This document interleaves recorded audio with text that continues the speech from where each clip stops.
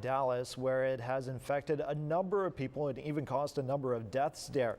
Now, the doctor is in this morning to discuss this topic and some of the treatments and preventions. Good morning, Dr. VJ. How are you doing? Well, let's first talk about, we've seen the pictures from Dallas of officials there using the planes to spray insecticide or whatever they treat this with. What's the best way to deal with the West Nile virus? Well, the best way to deal, as with most illnesses, is to not get it in the first place.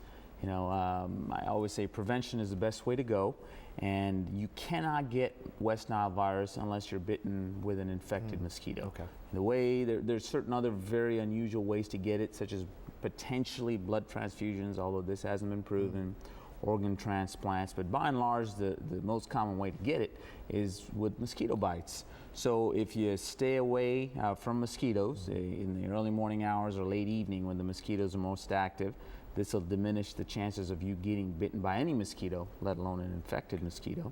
And then the other thing is, if you are going to be exposed, then use some insect repellents or wear long sleeve shirts and pants. That'll just minimize the chances of you getting bitten.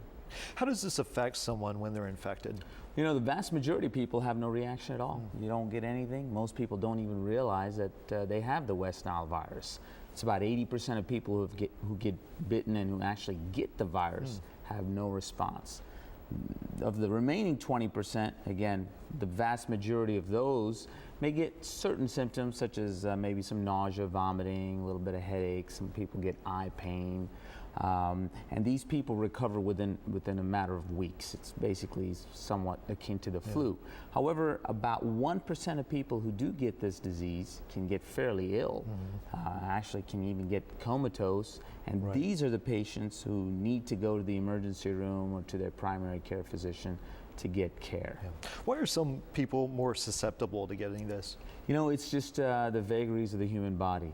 It's kind of like how most people who get the flu don't get very ill, but some people get very sick. Same thing with exposure to bacteria in the food.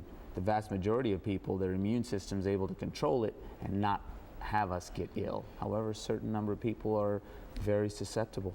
One person on Facebook said, "Can my dog get this?" Dogs, I'm not sure if they're reservoirs, but there are quite a number of animals that are reservoirs. The most common one is birds. Okay. The way you get it is a mosquito bites an infected bird and then bites a human, and that's how the virus gets transmitted. But there's other things, that crocodiles, even killer whales have been reported. Wow. Dogs maybe. I'm not sure about dogs and cats though.